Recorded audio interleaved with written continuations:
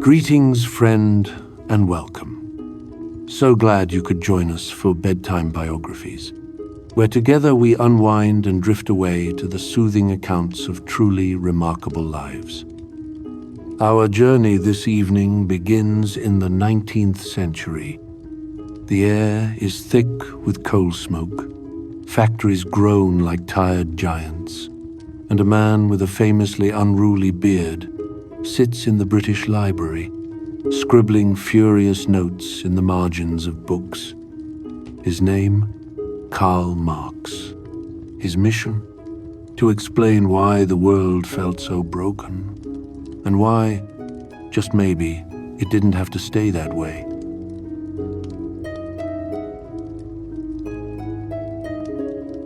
Before we properly begin Marx's story, just a brief thought. If these calm explorations of significant lives help you unwind, please consider taking a moment to like this video and subscribe. It genuinely helps other curious minds discover these stories. And we're always curious for your reflections. Let us know in the comments below what you think of Marx and which historical figure you'd like us to explore in our next bedtime biography. Now, Marxism gets thrown around a lot, sometimes as a slogan, sometimes as a scare word. But strip away the noise, and at its heart, it's really just a question. What if work didn't have to hurt? What if the things we make, the clothes we sew, the food we grow, the houses we build, actually belonged to the people who make them? Marx spent his life chasing that idea, through bankruptcies, exile, and a lot of very bad cups of coffee. Of course, history took his theories and ran wild with them. Revolutions, manifestos, governments rising and falling in his name. But tonight, we're not here for the fireworks. We're just here to meet the man behind the myth, a brilliant, stubborn, deeply human thinker who wanted a fairer world. And now, as the day winds down, let's begin to trace the life and times of this deeply influential thinker. This is the bedtime biography of Karl Marx. Chapter 1. The Boy Who Would Unmake the World.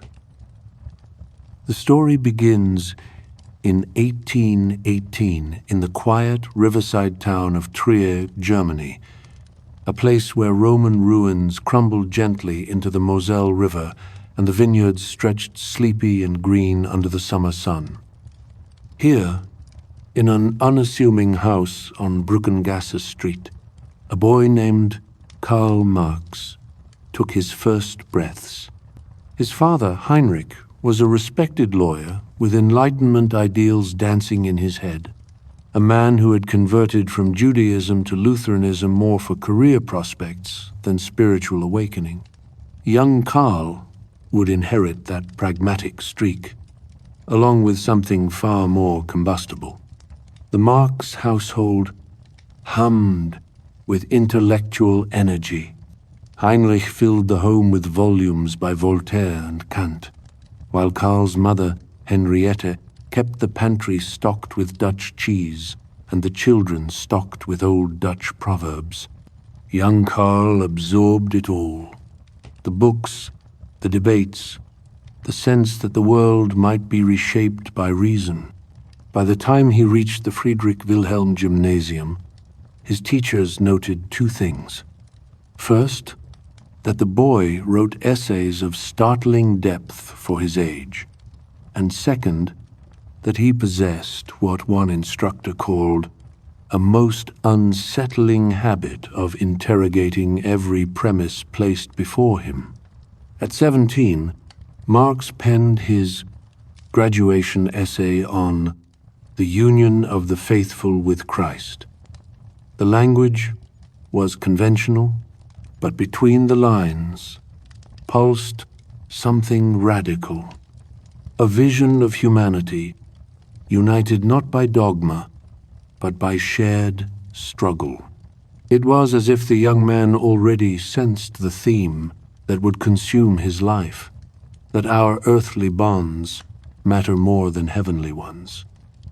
His headmaster, perhaps sensing trouble ahead, wrote in Karl's leaving certificate that while the student showed brilliance, his work suffered from an overabundance of intellectual energy.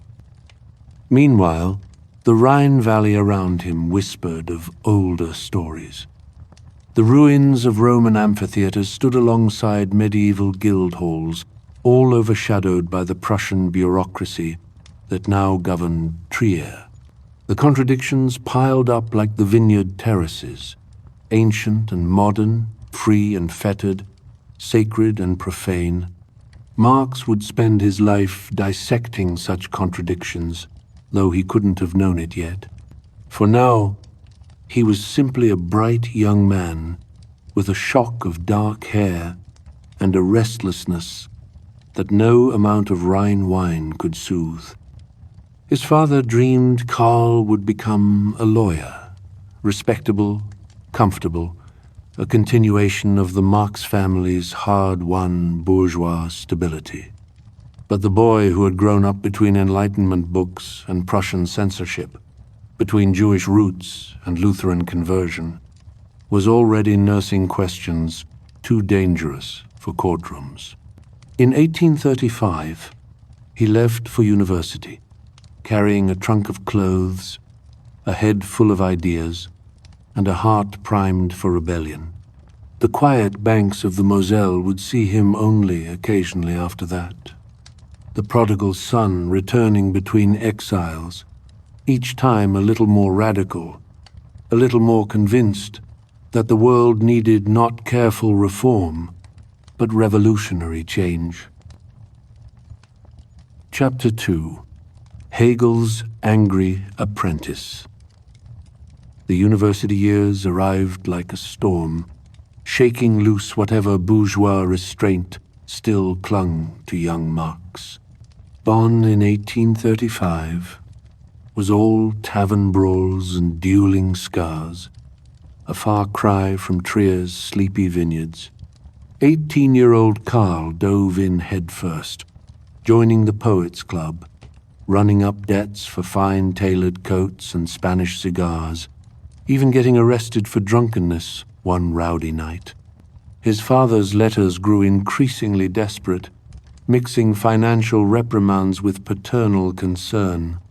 "Your wild rampaging through the nocturnal streets," Heinrich wrote, "might perhaps be excused in a teenager, but not in a future statesman." But Marx wasn't destined for statesmanship. By 1836, he'd transferred to Berlin, trading Rhine wine for Prussian austerity. The University of Berlin's lecture halls smelled of ink and ambition, humming with the ideas of Georg Wilhelm Friedrich Hegel.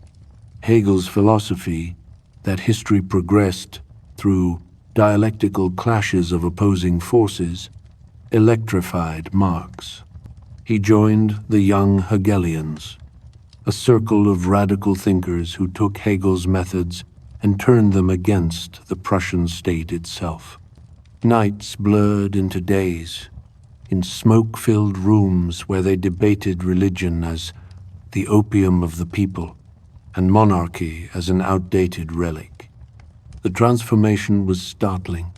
The law student who'd arrived in Berlin with dreams of a respectable career now scribbled passionate poetry about hellish darkness and the gods' downfall. His father, watching this philosophical rebellion unfold through increasingly erratic letters, grew frantic. "For God's sake," Heinrich pleaded, "when will you start living like a proper Christian and stop consorting with these atheistic intellectuals?" But Marx had already slipped his leash. He stopped attending law lectures altogether, letting his official studies wither while he devoured philosophy, history, and economics. By 1839, Marx was researching his doctoral thesis on ancient Greek materialism, a sly rebuke to the idealist philosophy dominating Germany. He submitted it not to conservative Berlin, but to the more liberal University of Jena, receiving his PhD in 1841 at just 23. The newly minted Dr. Marx imagined an academic career, but the Prussian government had other ideas. When his mentor Bruno Bauer was fired for radical views, Marx understood. The university gates were closed to him, and so the young philosopher stepped onto a different path, one that led not to ivory towers, but to radical journalism, revolutionary politics, and eventually into the waiting arms of a certain factory owner's son named Friedrich Engels. But that meeting, like so much else, would have to wait. For now, Marx left Berlin with a degree he couldn't use, ideas too dangerous for Prussia, and a restlessness that would carry him across Europe and into history. The party student was about to become a revolutionary. The hangovers would continue, but now they'd be accompanied by something far more potent, a rising fury at the world as it was, and a burning determination to remake it. Chapter 3. The Censor's Nemesis. The ink-stained radical found his first battleground not in the streets, but in the pages of a struggling newspaper. Cologne, 1842, Marx, now 24 and brimming with untested theories, took the helm of the Rheinische Zeitung. The liberal publication became his laboratory, each editorial a carefully aimed dart at Prussian authoritarianism. He wrote about the plight of Moselle wine growers crushed by taxes, mocked the censors who redacted his articles, and slowly honed his signature style, that potent mix of scholarly rigor and biting sarcasm. The paper's circulation tripled under his leadership, much to the government's dismay. But Prussian patience wore thin. When Marx defended the right of peasants to gather fallen wood from aristocratic forests, his first serious engagement with property rights, the authorities pounced. The paper was shuttered in March 1843, its final issue printed entirely in red ink as a defiant farewell. Marx, now blacklisted across German states, faced a choice: silence or exile. He chose exile with typical flourish, marrying his sweetheart Jenny von Westphalen that summer before crossing into France. Paris, in 1843, was a revelation. The air smelled of revolution and cheap tobacco, its cafes buzzing with political exiles from across Europe. Here, Marx discovered something Prussia had never allowed: a space where radical ideas could breathe. He plunged into the city's intellectual underground, debating with anarchists and utopian socialists late into the night. It was during these fevered months that Marx began his lifelong project, stripping away capitalism's polished surface to expose its grinding machinery. Late one evening, hunched over a desk in their cramped apartment, Marx showed Jenny his latest notes. "These French thinkers," he muttered, "they dream beautifully but build castles in the air." His fingers left smudges on the page as he traced connections between philosophy and economics, between ideas and the workers who actually moved history. Jenny, ever his first editor, pointed to a particularly dense passage. "Too abstract," she said. "If you want to change things, you'll need to speak to people's actual lives." That lesson would stay with Marx. as Paris sharpened his thinking. He co-founded the Deutsch-Französische Jahrbucher, a radical journal that lasted exactly one issue before its Prussian backers got cold feet. But that single issue contained Marx's seminal essay On the Jewish Question, his first major break from liberal politics. The essay's startling conclusion: true freedom required more than political rights. It demanded the overthrow of the economic system that alienated humans from their labor. As winter settled over Paris, Marx's beard grew thicker, his critiques sharper. Prussian spies took note of the dangerous young German holding court at the Café de la Régence. By January 1845, the French government, pressured by Berlin, issued an expulsion order. Marx packed his books again, this time heading for Brussels. He didn't know it yet, but his years of wandering exile had only just begun. Nor could he guess that his most fateful encounter with a sharp-eyed textile heir who'd just published a scathing indictment of English factories waited just around the corner. The radical journalist was about to meet his other half.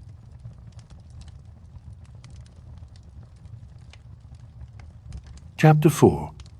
The Capitalist Who Funded the Revolution. The encounter that would alter history happened almost by accident.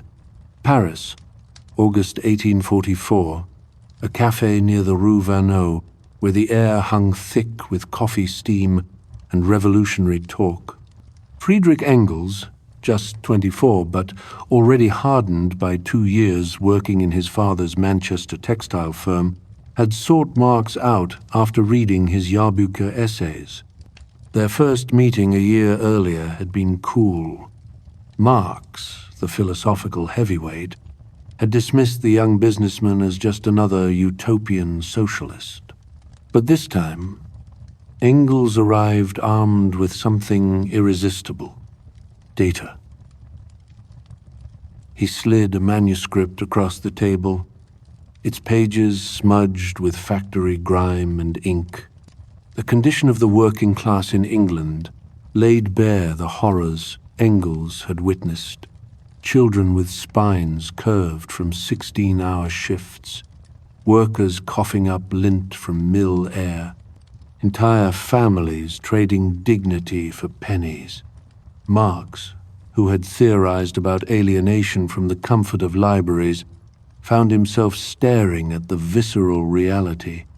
As Engels spoke, his voice low but urgent, about wage slavery and the machinery of exploitation, something clicked. We finished each other's sentences, Engels would later recall. By last call, they were plotting a collaboration. Their partnership became the engine of revolutionary theory. Engels, the practical observer who'd pawn his boots to buy Marx ink, grounded abstract brilliance in concrete detail. Marx, the relentless systematizer, transformed Engels' observations into sweeping historical analysis. Together they wrote The Holy Family, a blistering takedown of their former young Hegelian friends. The writing sessions ran deep into the night, fueled by cheap wine and Engels' seemingly bottomless supply of cigars. "The only luxury I allow myself," he joked, though he'd soon inherit the very capitalist machinery he despised. Jenny Marx, watching from the doorway, would smile at the sight of her husband, actually laughing for once, his usual brooding intensity lightened by Engels' dry wit. But their bond went beyond intellect. When Marx was expelled from Paris in 1845, Engels followed him to Brussels without hesitation, though he was still just a clerk, living on scraps from his father. Later, as a factory partner, Engels would become Marx's reluctant lifeline, funneling portions of his bourgeois income to the family that denounced bourgeoisie. Someone had to make money, Engels sighed, and it certainly wasn't going to be Karl. And when the two men needed to test their theories against reality, they embarked on a 6-week tour of English industrial slums. Manchester's textile mills became their classroom. The misery they witnessed there hardening their conviction that capitalism wasn't just flawed, but doomed. By 1847, their ideas had crystallized enough to attract the League of the Just.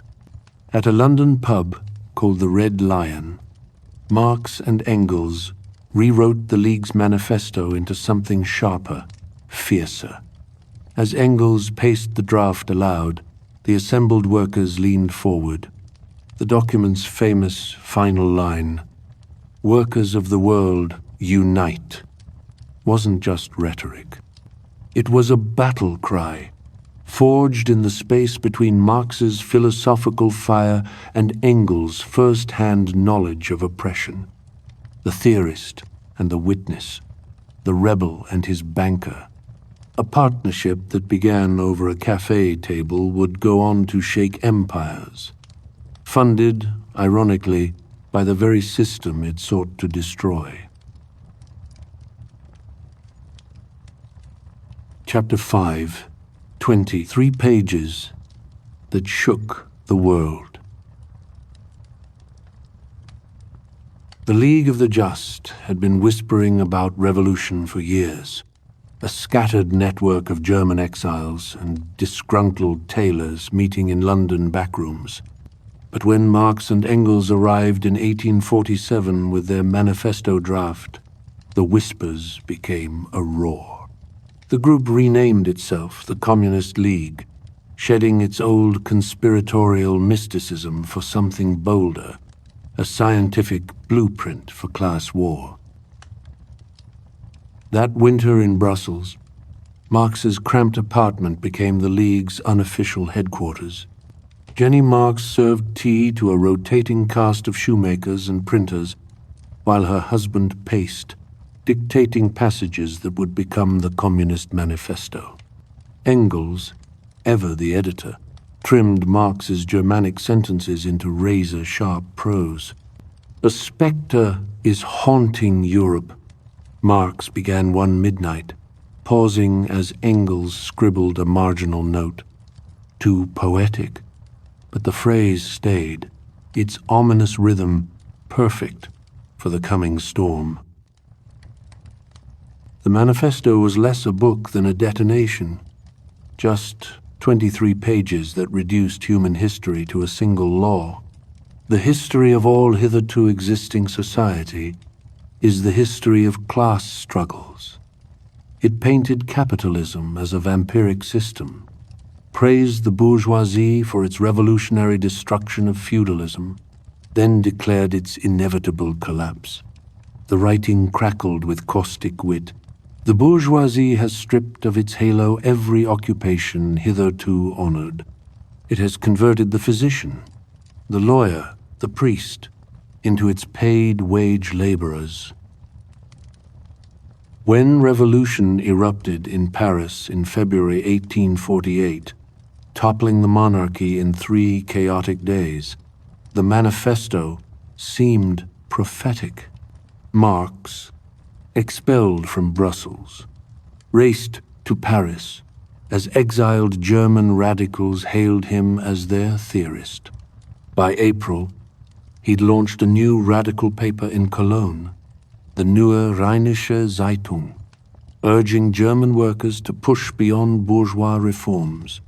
Engels, ever the soldier-philosopher, took up arms with revolutionary fighters in Baden. But the tide turned fast. By 1849, Prussian troops crushed the rebellions.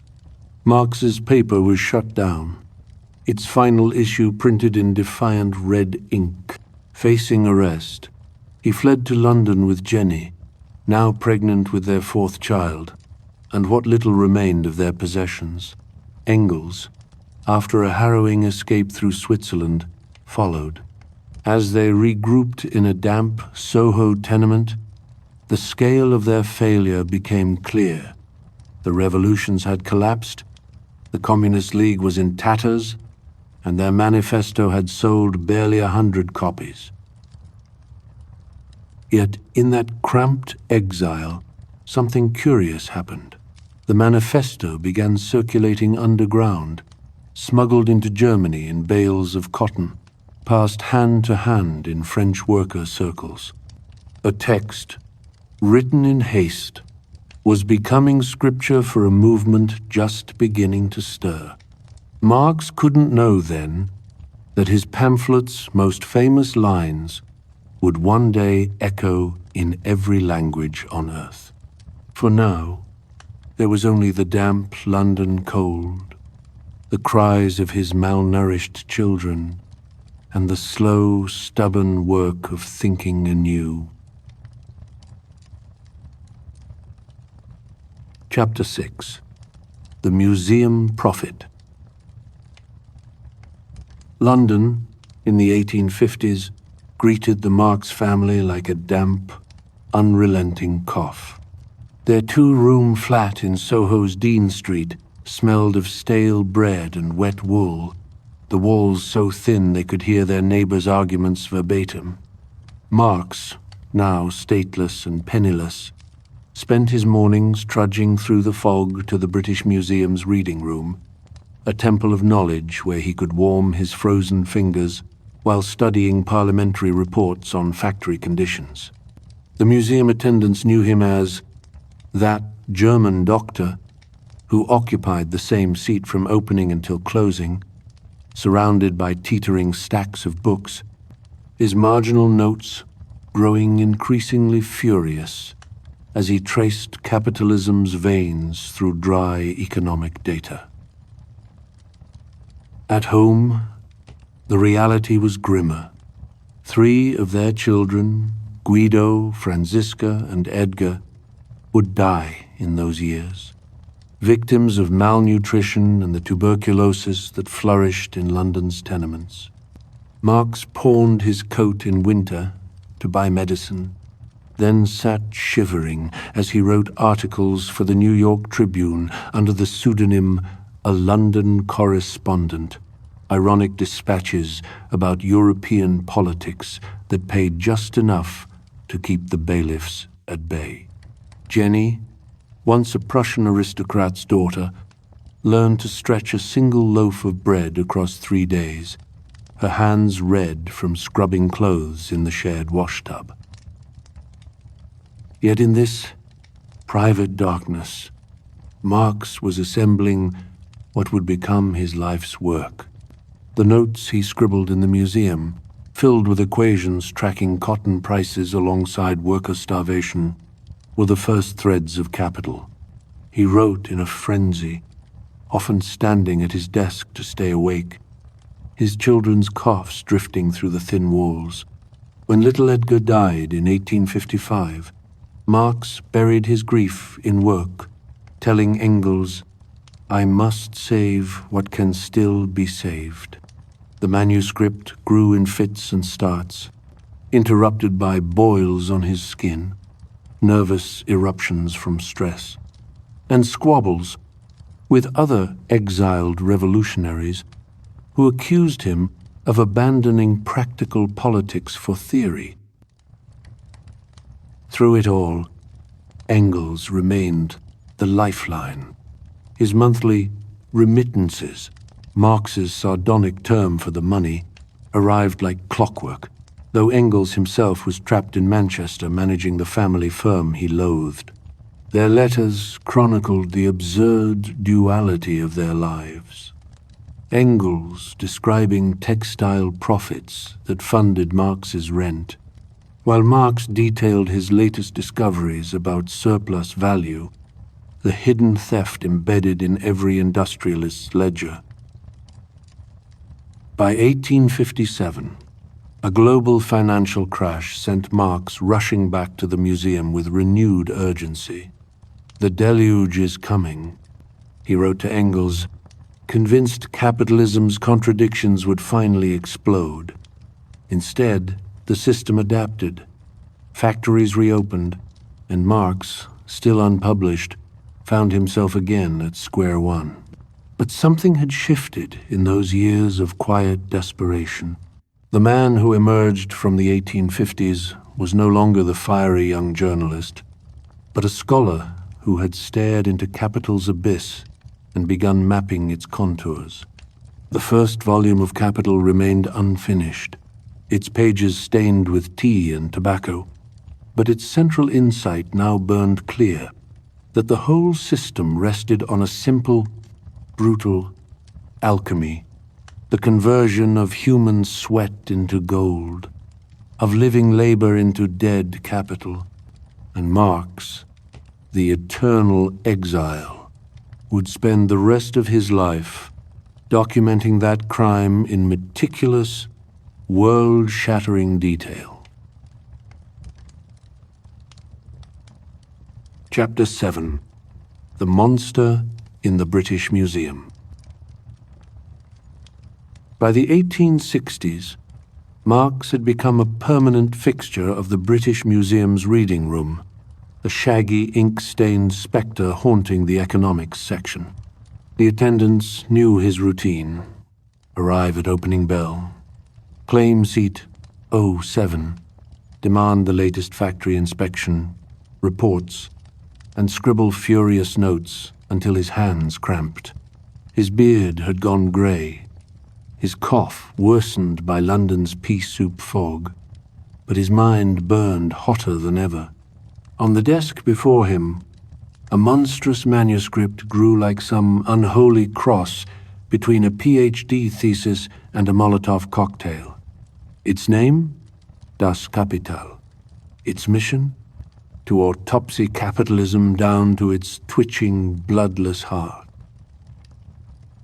The writing process was equal parts scholarly rigor and slapstick tragedy.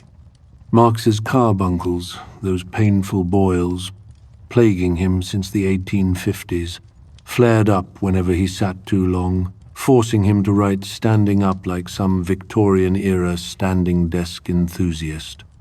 His letters to Engels read like a hypochondriac's diary. The damned boils have migrated to my arse, making both thinking and sitting equally impossible. Meanwhile, Jenny pawned the family silver, again, to buy paper, while little Eleanor Marx, age 6, practiced her letters by copying out passages about commodity fetishism. Domestic life had become a bizarre blend of bourgeois routine and revolutionary fervor. Breakfast conversations might veer from little Laura's piano lessons to the precise rate at which factory owners sucked the life from workers. Kapital wasn't so much written as exhumed. Each chapter mined from 20 years of research. Marx filled it with Gothic horror stories of industrial England, children's bones softening from phosphorus fumes, seamstresses collapsing after 30-hour shifts, entire families living in workhouse coffins. Literally, some London shelters rented out wooden boxes for a penny a night. He deployed sarcasm like a scalpel, dedicating pages to mocking the theological niceties of economists who treated markets as natural laws rather than human inventions. The book's central metaphor, capital as a vampire draining living labor, wasn't just rhetoric. It was the scream of a man who'd spent too many nights reading factory inspectors' reports by gaslight. When volume I finally published in 1867, the silence was deafening. The initial print run of 1,000 copies gathered dust in Hamburg warehouses. The Times of London ignored it. Even fellow socialists grumbled about its density. August Bebel complained it gave him headaches. Only Engels grasped its explosive potential, writing fake reviews in German papers to drum up interest, a guerrilla marketing campaign avant la lettre. Slowly, improbably, it found its audience. Self-taught factory workers in Leipzig, passing its equations after shifts, Russian nihilists, smuggling copies past the Tsar's censors, even the odd, curious bourgeois, who presumably needed help sleeping. The critics who did engage missed the point entirely. One German reviewer praised Marx's fine literary style, while dismissing his economics, like complimenting a guillotine's polished blade. Others fixated on his supposed materialism, overlooking the profound and often grim human story woven into its economic arguments. Beneath the data, Marx was charting a system he saw as inherently unstable, marked by widespread alienation and cycles of crisis, and one that he believed carried the seeds of its own eventual, momentous change. Through it all, Marx kept revising, expanding, and, in classic Marx fashion, procrastinating. Volumes 2 and 3 existed only as chaotic drafts, their pages littered with digressions about medieval land rights and the chemical composition of fertilizer. He'd promise Engels just 6 more weeks of edits, then disappear down rabbit holes for months, emerging with 50 new pages on cotton spinning techniques, but 0 completed chapters. The project became his white whale, his King Lear, his never-ending chess game against an economic system that kept changing the rules. And yet, for all its unfinished state, Kapital achieved something remarkable. It made the invisible visible, turning the mundane horrors of factory life into evidence of a system built on stolen time. When Manchester textile workers began quoting its passages at union meetings, when German socialists used its formulas to calculate fair wages, Marx allowed himself a rare moment of pride. The book that began as a whisper in the British Museum was becoming a weapon, one that would outlive its author, its first readers, even the 19th century itself. The monster was loose. Chapter 8. The International Brotherhood of Very Angry Men. London, September 28th, 1864. A large public meeting convened at St. Martin's Hall in Long Acre, the air buzzing with anticipation and the fervent discussions of a diverse assembly. French Proudhonists, Italian Republicans, British trade unionists, and German exiles whose revolutionary zeal had not waned since 1848 gathered, all championing workers' rights in a medley of languages. Karl Marx was a pivotal figure in attendance, soon to become the leading mind of the International Working Men's Association, history's first socialist supergroup, which was founded at this very event. The First International was born from equal parts idealism and desperation. European workers were getting crushed between industrial capitalism's gears, English textile mills paying starvation wages, French miners living like moles underground, German children losing fingers in factories. Marx, now playing elder statesman at 46, saw an opportunity. "We must become the generals of the working class," he told Engels, though neither had ever held a gun. The plan? Unite every radical faction under one banner. The problem? Radicals hate unity almost as much as they hate capitalists. Marx's genius was making the International's founding documents vague enough to please everyone. The statutes promised the emancipation of the working classes, without specifying how. The inaugural address, penned by Marx in one caffeine-fueled night, denounced capitalism with Shakespearean flair. The misery of the working masses has not diminished from 1848 to 1864, while carefully avoiding words like revolution or dictatorship. It was revolutionary politics as Rorschach test.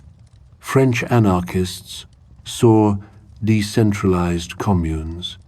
British trade unionists saw better wages, and Marx saw the seeds of his scientific socialism. For a glorious few years, it worked. The International became a clearinghouse for labor unrest across Europe. When Paris bronze workers went on strike, London dockers sent funds. When Swiss factory owners cut wages, German pamphlets appeared mysteriously in workers' lunch pails. Marx, the nominal head of this ragtag empire, spent his days mediating between factions while secretly maneuvering to purge anarchists from the ranks. His nemesis? Mikhail Bakunin, a bear-sized Russian anarchist who believed in spontaneous uprisings and, allegedly, ate 12 raw eggs for breakfast. Their ideological feud played out in increasingly petty letters, Marx mocking Bakunin's childish plans, Bakunin calling Marx a slippery Jew. The whole experiment came crashing down in 1872, when Marx basically pulled a corporate takeover. Fearing Bakunin's faction would win control, he had the International's headquarters moved to New York, the 19th century equivalent of transferring your rival's department to Antarctica. The organization limped along for 4 more years before dissolving, bankrupt, and divided. Yet, like most of Marx's failures, the First International left fingerprints everywhere. It proved workers could organize across borders. It turned terms like proletariat and bourgeoisie into household words. And it gave us the original leftist infighting playbook, every socialist schism since, from Trotskyists versus Stalinists to Bernie Brothers versus Warren Democrats, owes something to those smoke-filled rooms. Marx himself was characteristically unsentimental about the collapse. The International has done its work, he shrugged, already elbow deep in notes for Kapital's next volume. Besides, history had a funny way of resurrecting his projects when least expected. Within months, Parisian workers would rise up in the Commune, and suddenly everyone would be quoting Marx again. Chapter 9. 72 Days That Shook the World. Paris, March 1871. The city smells of gunpowder and fresh-baked bread, an unlikely combination that perfectly captures the moment. The workers have taken control, not through some carefully plotted Marxist revolution, but because the French government has literally fled, abandoning the capital to the Prussians and its own citizens. What emerges is history's first workers' state. The Paris Commune, a chaotic experiment in radical democracy, where waiters debate economics in City Hall and artists redesign the school curriculum. Our bearded theorist in London nearly chokes on his tea when he hears the news. After decades predicting proletarian revolution, here it is, unfolding spontaneously, messily, and completely contrary to his expectations. The communards haven't read Kapital, still barely selling, haven't waited for historical conditions to ripen, haven't even consulted him. For 2 months, Marx oscillates between exhilaration and sheer panic, firing off letters to Paris that arrive too late to matter. The Commune's innovations read like a socialist fever dream. Factories seized and turned into cooperatives, church property redistributed, the standing army abolished. A Hungarian midwife turned revolutionary. Natalie Lemmel organizes free communal kitchens. A radical school teacher, Louise Michel, leads women's battalions to the barricades. The Louvre becomes a political club where artists debate workers' rights. It's everything Marx theorized about, and nothing like he imagined. Back in London, Engels paces their cramped study, gleefully updating battle maps, as if watching a particularly exciting football match. "They're holding Montmartre," he crows one day, only to groan the next. "The Versaillese have retaken the cannons."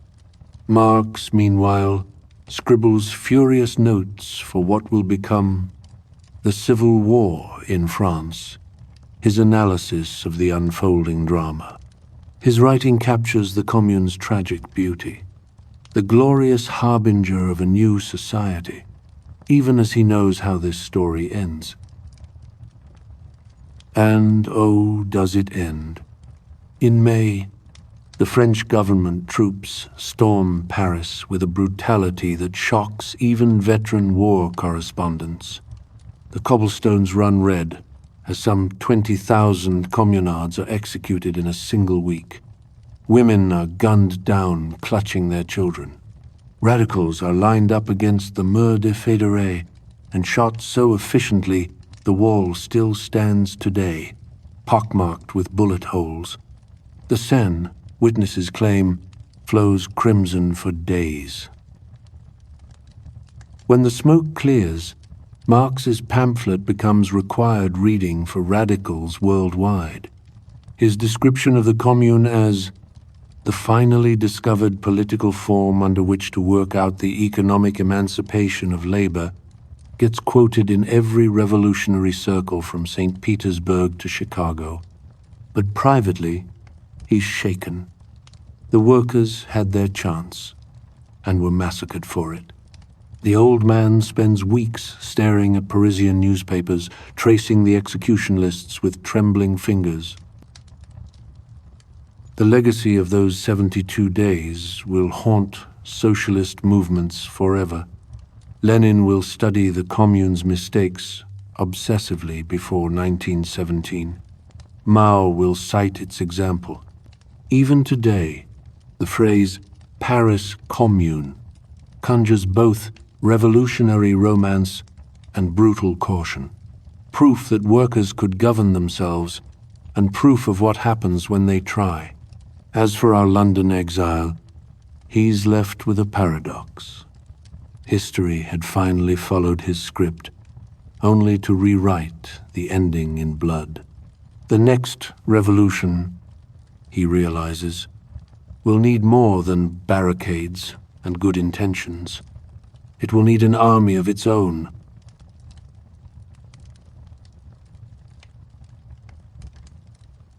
Chapter 10. The Old Mole's Last Burrow.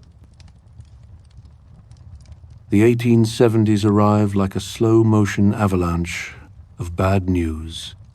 Marx's body is falling apart. His lungs wheeze like broken bellows.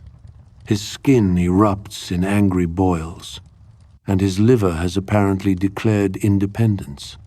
The revolutionary who once wrote of capitalism's inevitable collapse now spends more time discussing his own inevitable collapse with a rotating cast of quack doctors.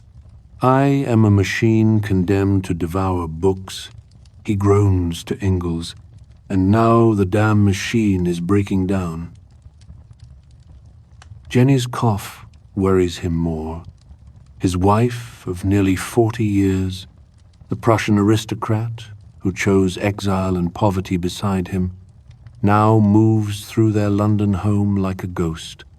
The woman who once hosted Europe's radicals in her parlor while quietly pawning the family silver can barely climb stairs without gasping.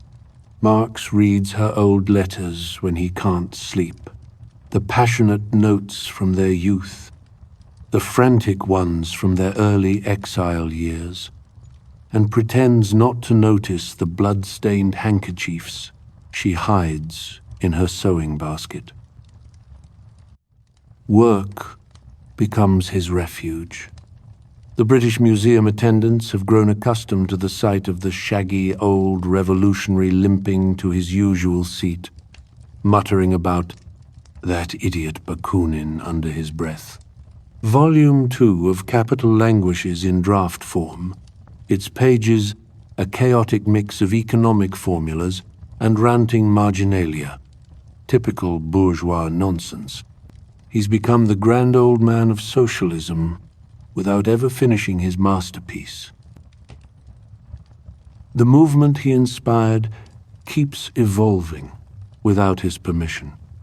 German socialists win Reichstag seats through elections rather than uprisings. Russian radicals write to him as if he's the Oracle of Delphi, asking whether peasant communes could skip capitalism entirely. Even the English press treats him with a strange new respect. The Times runs a profile calling him the most feared thinker in Europe, which at least beats being ignored. Then comes the hammer blow, Jenny's death in 1881.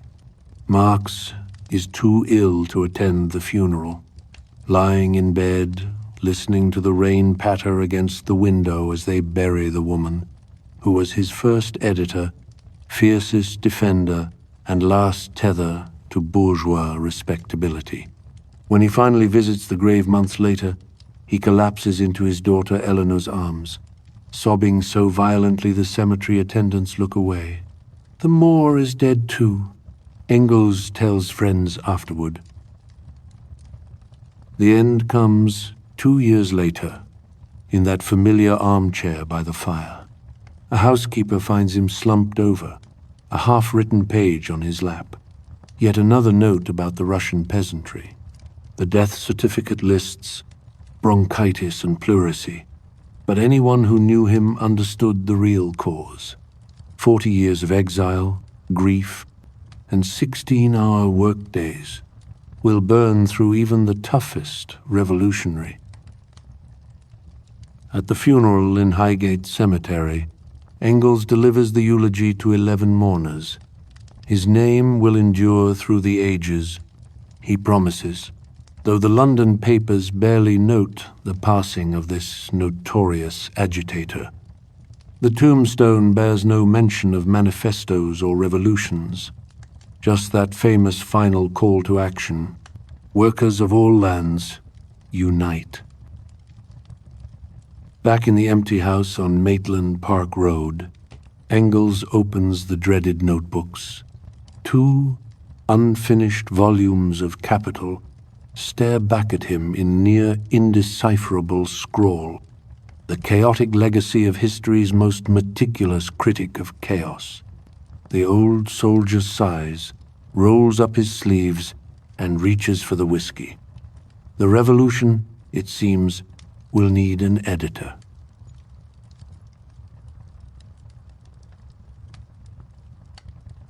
Chapter 11. The Prophet's Posthumous Career. The ink was barely dry on Marx's tombstone when the canonization began. 1880s Europe, groaning under the weight of industrial capitalism's excesses, suddenly found itself crawling with Marxists, or at least people who called themselves Marxists. In London pubs, German beer halls, and Russian study circles, arguments erupted over what the old man really meant. Engels, now the keeper of the sacred texts, spent his days fielding letters from fanatics and skeptics alike.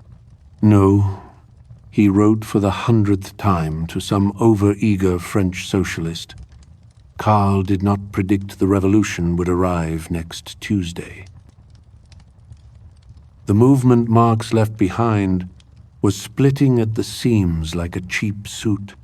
In Germany, Eduard Bernstein argued capitalism could be reformed through parliament, earning himself the nickname Evolutionary Eddie from more radical comrades.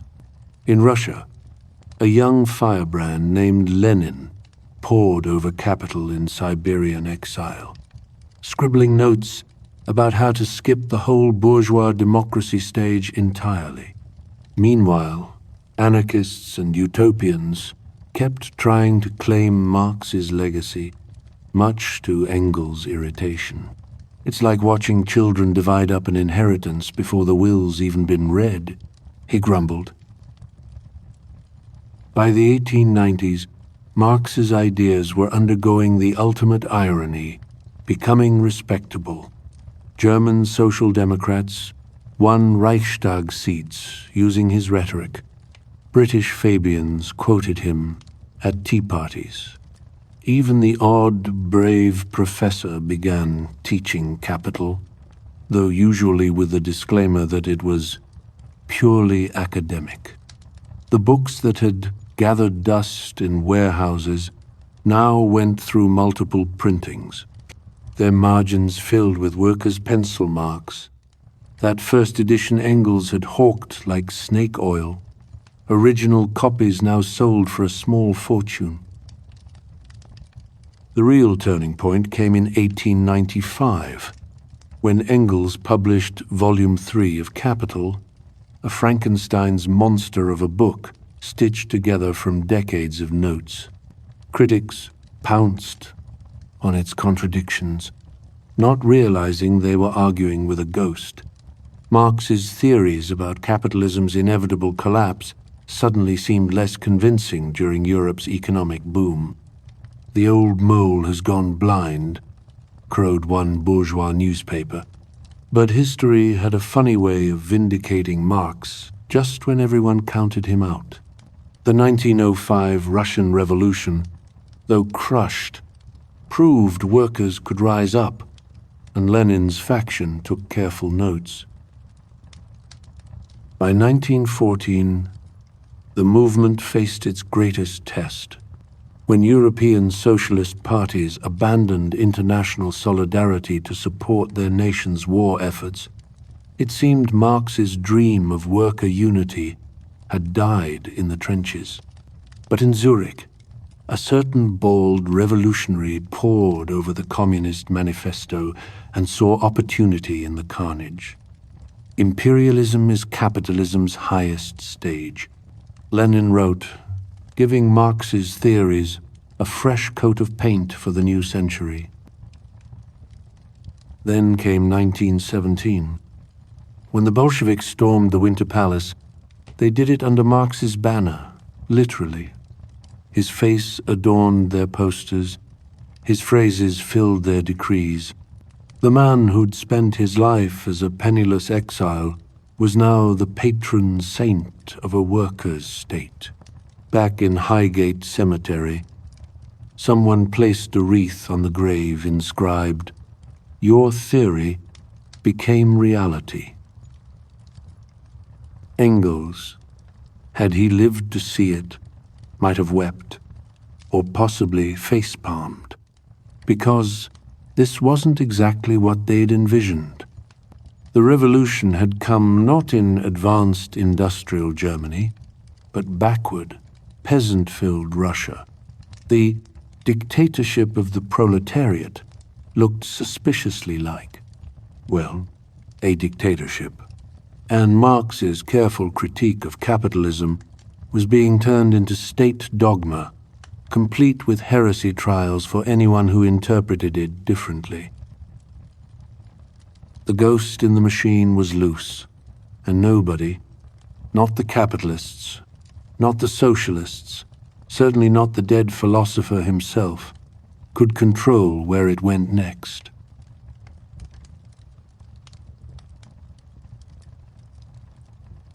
Chapter 12. Red Scare and Theoretical Warfare. The 20th century didn't so much embrace Marx's ideas as violently wrestle with them in full public view. After the Russian Revolution, his bearded visage went global, staring sternly from Soviet banners, glaring from Cuban billboards, even making cameos in Chinese opera adaptations. Meanwhile, Western governments developed a nervous tic every time someone mentioned dialectical materialism. The Cold War wasn't just missiles and spies. It was the world's most intense book club debate gone horrifically wrong. In Moscow, Marx became less a thinker than a sacred icon. The Institute of Marxism-Leninism employed hundreds of scholars to produce definitive editions of his works, and definitive interpretations to match. Woe betide any comrade who suggested Kapital might contain a single contradiction. Stalin, not known for his scholarly patience, reportedly kept a well-thumbed copy by his bedside, though whether he actually read it or just used it to flatten insects remains debated. The West responded with equal parts. Hysteria and appropriation, FBI agents, infiltrated college Marxist study groups, only to discover they mostly involved undergraduates, arguing about alienation over bad coffee. Hollywood pumped out anti-communist propaganda films, where square-jawed capitalists rescued workers from evil Bolsheviks, never noticing how perfectly this confirmed Marx's theories about ideology serving power. Even Disney got in on the act, producing an animated short where a cheerful American squirrel outwitted a gloomy Marxist owl. Yet some of the most interesting developments came from thinkers trapped between these poles. In an Italian prison, Antonio Gramsci filled notebooks with theories about cultural hegemony, how ruling classes maintain power not just through force, but by controlling what gets called common sense.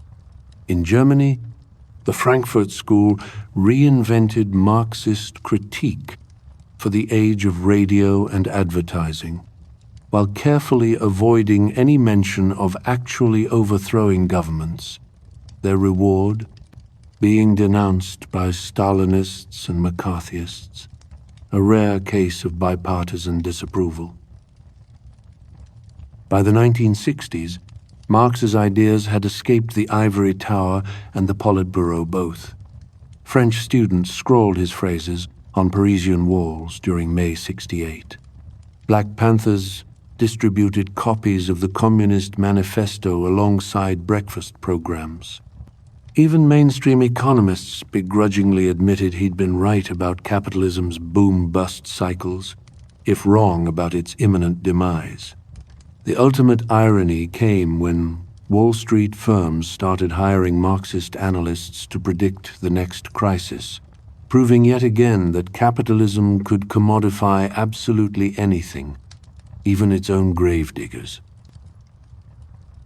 Through it all, the old divisions persisted. Soviet bloc Marxists dismissed Western revisionists as bourgeois apologists. Western Marxists sneered at Soviet dogmatists for turning living theory into state religion, and actual workers, the people Marx wrote about, often found both camps equally incomprehensible. The prophet who predicted history would be decided by class struggle might have been amused to see it devolve into academic squabbles and propaganda wars. Or perhaps he'd just sigh, light another cigar, and get back to work. After all, the contradictions kept piling up faster than anyone could analyze them.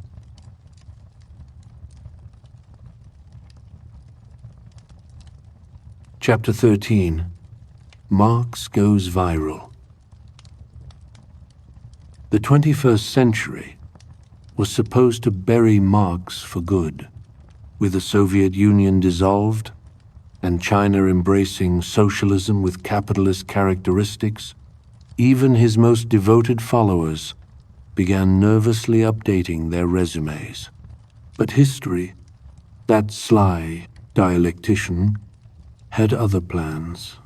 As the new millennium unfolded, the old theorist staged a comeback so improbable it would make a Hollywood producer blush, not as a revolutionary icon, but as the patron saint of disaffected millennials, overworked gig workers, and anyone who'd ever stared at their Uber rating with existential dread. The Great Recession of 2008 served as Marx's unlikely revival tour. As Wall Street banks collapsed and governments bailed out billionaires, something peculiar happened. Sales of capital spiked by 400%. Suddenly, everyone from Occupy Wall Street protesters to befuddled economics professors found themselves thumbing through the same dense Victorian prose that had gathered dust for decades. The irony was delicious. The same financial institutions Marx had predicted would self-destruct were now inadvertently driving people to his work. Bookstores reported executives buying copies in plain brown wrappers, like Victorian gentlemen purchasing risque French novels. Academia underwent its own Marxist makeover. Gender studies departments dissected social reproduction theory. Who changes all those diapers and cooks all those meals that keep workers, well, working? Environmental scientists applied his concept of metabolic rift to climate change.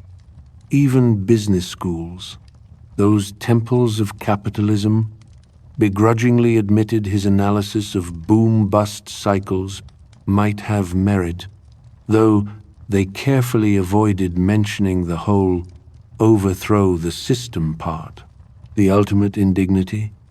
Economics Nobel laureates started casually dropping Marxian terms like commodity fetishism at Davos cocktail parties, much to the horror of their hedge fund hosts. Hollywood, never one for subtlety, turned Marx into a cultural Rorschach test.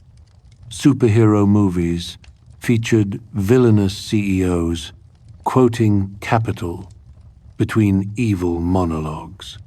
Prestige dramas depicted Marxist professors as either heroic truth-tellers or unhinged radicals, depending on the network.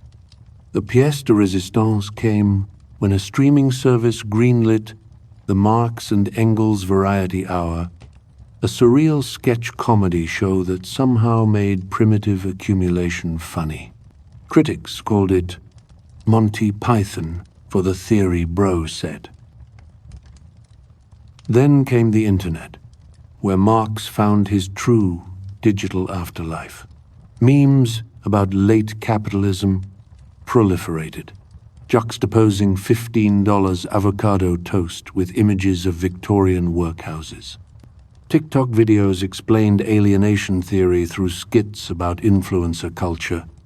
Someone even created a Marxist critique of cryptocurrency, so insightful it went viral before the inevitable NFT bubble burst. The revolution might not be televised, but it was definitely getting live tweeted. The workplace became Marx's most unexpected battleground. Tech workers formed Marxist reading groups in Silicon Valley break rooms. Amazon warehouse employees circulated dog-eared copies of Kapital alongside union organizing pamphlets. Even Wall Street got in on the act. Hedge funds hired Marxist analysts to predict the next crisis, proving capitalism could commodify absolutely anything, even its own grave diggers. The most surreal moment came when workers at a Berlin startup unionized using an app called Class Consciousness 2.0, complete with push notifications about surplus value extraction. Through it all, Marx's spectre haunted the contradictions of modern life. His face adorned everything from high-end streetwear to protest banners. His phrases were quoted equally by tenured radicals and algorithmic trading bots. The system he'd sought to overthrow had instead absorbed him, turning revolutionary critique into just another lifestyle brand. Whether this represented capitalism's ultimate triumph or its most delicious contradiction depended entirely on who you asked. As the 2020s rolled on, with climate catastrophe looming and inequality reaching Gilded Age levels, Marx's questions felt more urgent than ever. The answers, however, remained as elusive as they'd been in 1848. One thing was certain. The old mole of history was still digging, and this time he had Wi-Fi. The man who'd once written in near isolation would have marveled at seeing his ideas debated by millions online, though he'd probably hate the ads.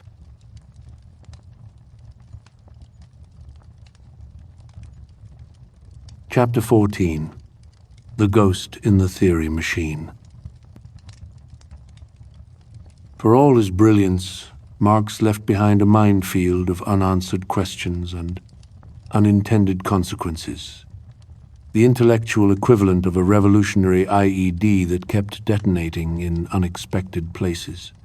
The man who saw capitalism's flaws with crystal clarity somehow missed how nationalism would trump class solidarity, how consumer culture would absorb dissent like a sponge, and how his own phrases would be weaponized by regimes he might have despised.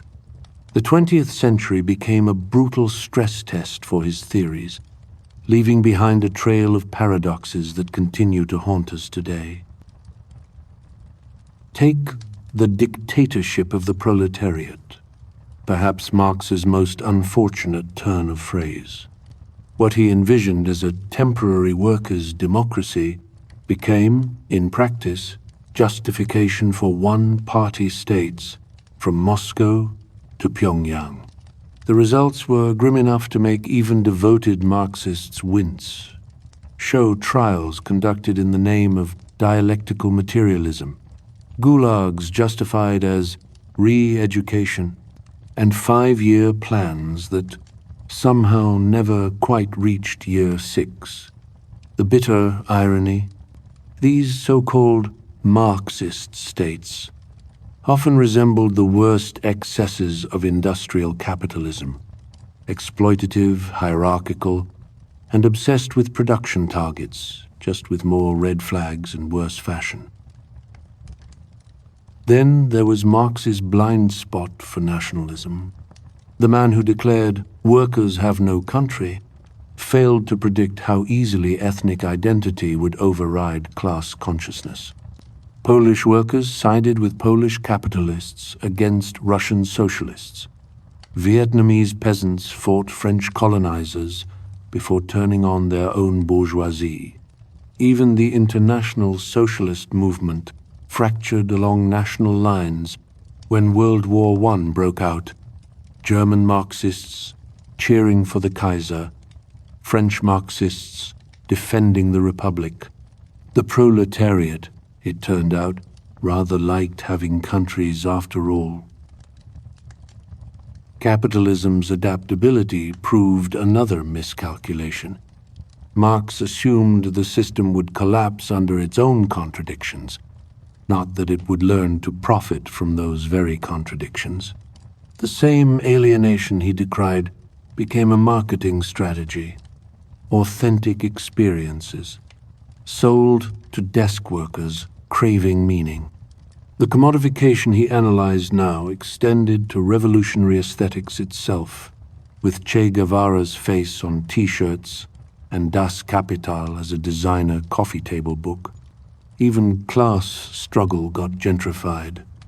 Brooklyn activists hashtagging number resistance while sipping $8 lattes. Perhaps most surprisingly, Marx underestimated how thoroughly capitalism could buy off segments of the working class. The mid-20th century saw Western factory workers trading revolutionary fervor for suburban homes and color TVs, what one Marxist theorist bitterly called the proletariat becoming petty bourgeois without ceasing to be proletarian. Union bosses negotiated better wages while leaving the system intact. The revolutionary subject Marx pinned his hopes on seemed to vanish just as the contradictions grew sharper. Yet, for all these oversights, Marx's core insights kept returning like repressed memories. Every financial crisis revived interest in his analysis of capitalism's instability. Every new technology, from assembly lines to algorithms, brought fresh waves of alienation. Even his much-mocked prediction about capitalism's tendency toward monopoly looked prescient as tech giants gobbled up entire industries. The old contradictions kept resurfacing in new forms, like a game of ideological whack-a-mole. The greatest testament to Marx's legacy might be this. After 150 years of failed predictions, brutal regimes invoking his name, and capitalism's endless reinventions, we still can't stop arguing about him. Conservatives blame him for everything from postmodernism to bad campus poetry. Leftists debate which of his ideas remains salvageable. Even centrists grudgingly admit he diagnosed problems they're still trying to solve with policy tweaks. The theorist who wanted to change the world instead became a mirror, reflecting back whatever fears or hopes we bring to him. In the end, Marx's most enduring contribution might be the questions he left unanswered. How do we build a just economy without creating new oppressions? Can technology liberate workers instead of surveilling them? Is collective dignity possible without crushing individual freedom? These aren't just theoretical puzzles. They're the live wires sparking through every protest movement, policy debate, and late-night dorm room argument today. The old revolutionary might not have had the solutions, but he framed the problems with terrifying clarity. And in an age of climate crisis, algorithmic control, and yawning inequality, those problems won't be going away anytime soon.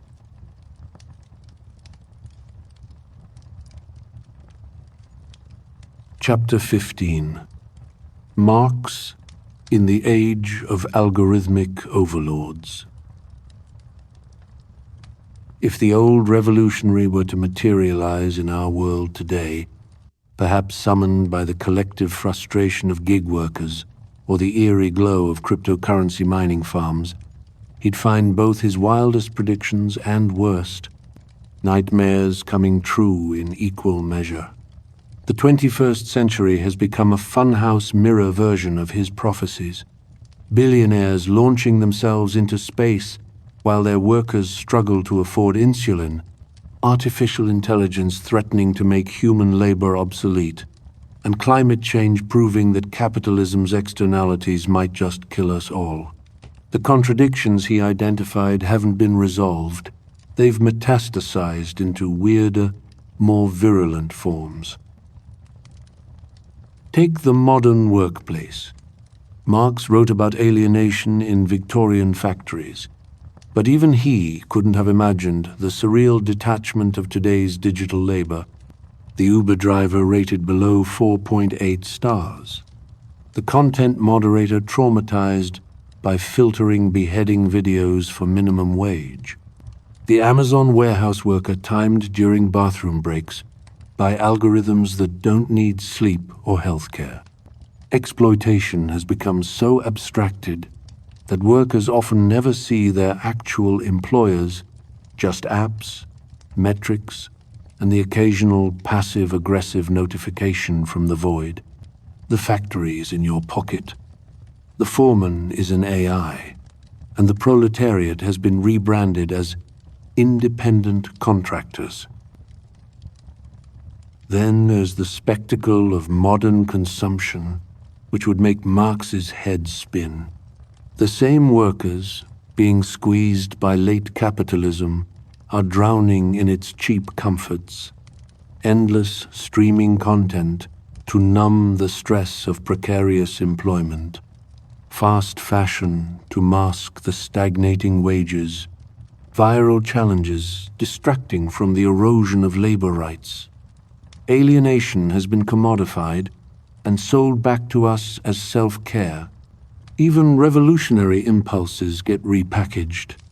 The activists' "Fight the System" slogan printed on sweatshop, made T-shirts. The anti-capitalist manifesto available for next-day prime delivery. Climate change presents the most brutal confirmation of Marx's ecological foresight. His concept of metabolic rift, capitalism's tendency to rupture humanity's relationship with nature, reads like a blueprint for our current crisis. The same system that treats workers as disposable also treats the planet as an infinite resource and bottomless waste dump. The irony?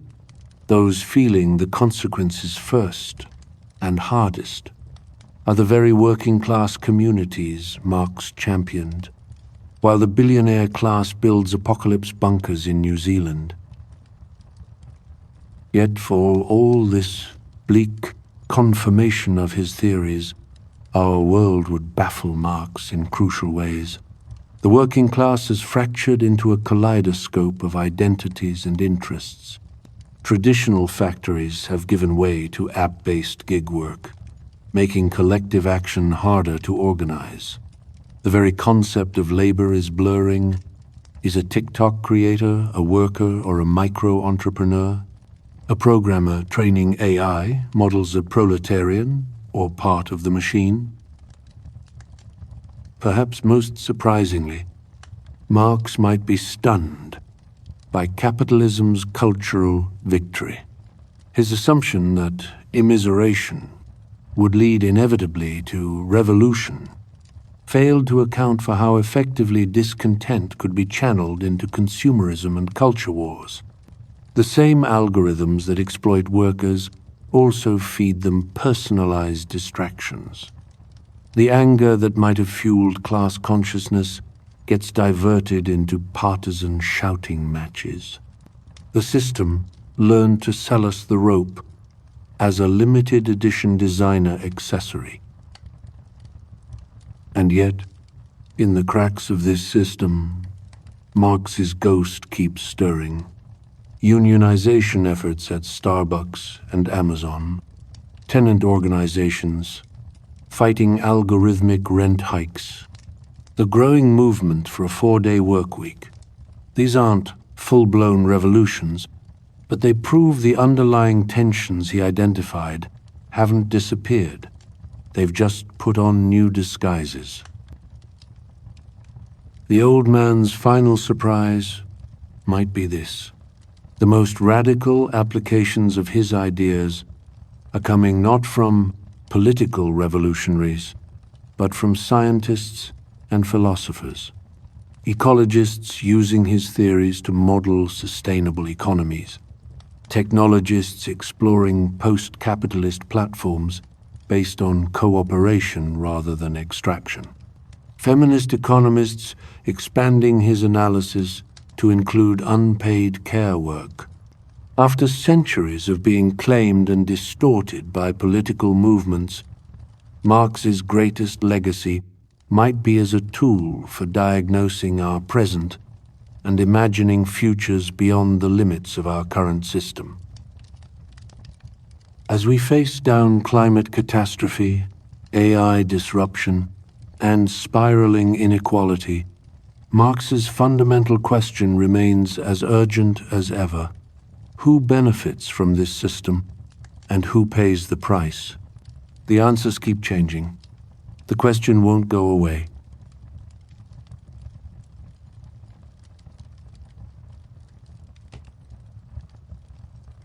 Epilogue, the spectre that still walks. And that's the story of Karl Marx, the man who saw the gears of capitalism grinding workers to dust and spent his life trying to stop them.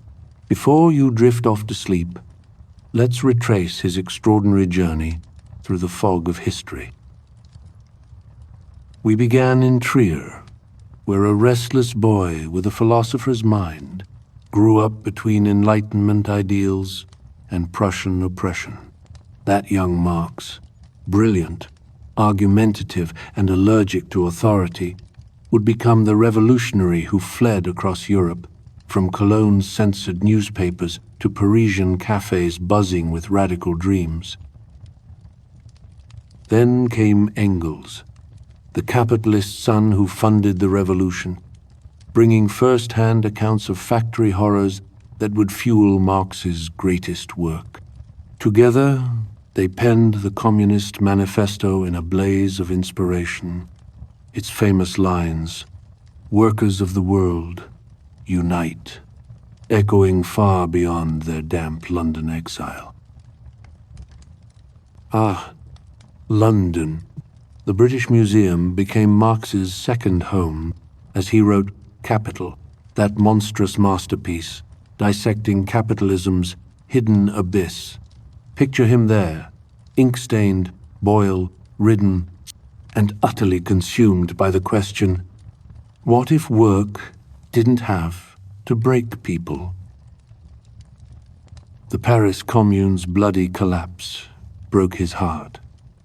The First International's infighting exhausted him. And through it all, personal tragedies piled up, dead children, a dying wife, and his own failing health. Yet even in his final years, Marx kept revising, rethinking, and raging against a system he saw as fundamentally unjust. After his death, history took his ideas and ran wild. Lenin wielded them in Russia. The Cold War twisted them into propaganda. Today, his ghost lingers in union battles, climate crises, and the quiet fury of gig workers staring at their Uber ratings at 2 a.m. So why does Marx matter tonight? Because whether you're nodding off after a double shift or just wondering why rent swallows your paycheck whole, his central question remains, who benefits from this system and who pays the price? The answers are still unfolding. Now, as the candle of history flickers low, let's leave Marx where we found him, in that quiet corner of the British Museum, scribbling furiously, chasing a fairer world one page at a time. The rest, dear listener, is up to us. If these journeys into history help you unwind, do us a kindness. Tap that like button, whisper, subscribe, and leave a comment below. What stays with you about Marx's story? And who should we explore next? Now close your eyes, let these ideas drift, and we'll meet again soon for another story. Sleep well.